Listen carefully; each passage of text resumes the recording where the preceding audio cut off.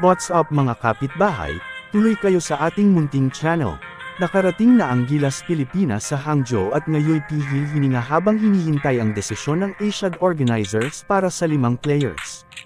Nagsagawa lang sila ng light workout sa Dongguan Arena Olympic Sports Shops matapos ang 6 na oras na biyahe mula Maynila hanggang sa capital city ng China's Zhejiang Province.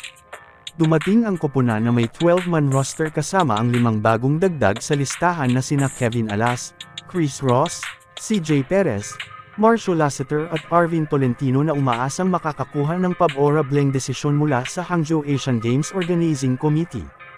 Nagdesisyon ang Gilas na hindi na isinama pa ang 4 na players na sina Terence Romeo, Calvin Abueva, Mo Tautura at Jason Perkins.